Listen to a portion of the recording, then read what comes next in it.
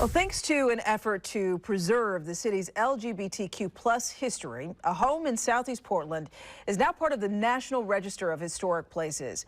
It was made official on February 10th. The Juniper House is the fourth such site in Portland to make that list. Fox 12's Dylan Scott has more on its importance and lasting legacy.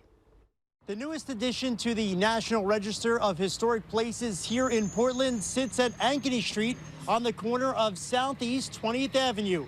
It's called the Juniper House, and it served as a beacon of hope, the first of its kind end-of-care life home for those with HIV and AIDS during the late 1980s. There was an ad in the Willamette Week on the front page that said, "Living with AIDS is worse than dying because there's nowhere to live." Reunited for the first time in decades.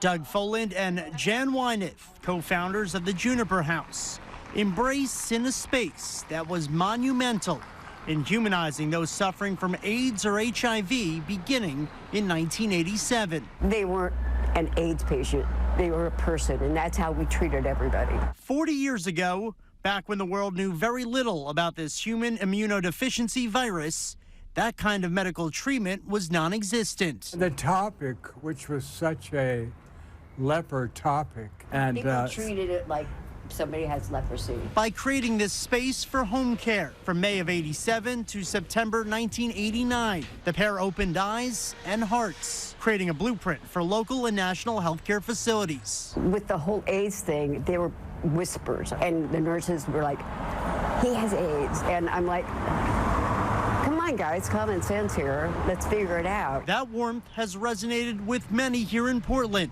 like Kayla McGrail. About 90 people came to Juniper House to receive care and compassion at a time that was really difficult and scary. As Associate Project Manager of the LGBTQ+ Historic Sites Project, Kayla is among those that helped cement its legacy and long-term protection. Juniper House joining the many sites across the state and country that can help tell the stories of HIV and AIDS and survival in community. The house itself was built in 1902, and for the past 15 years, the property has been owned and managed by a pair of healthcare professionals, Kay Gage and Joe Doherty, with an intent to carry on its legacy of helping others. It's continuing in its original intention. It's like the building was destined to be a healing center. The pair says they're waiting to hear from those working with the National Register of Historic Places about a plaque or monument and a place to share its deep-rooted connection to the Rose City. Whether it was women,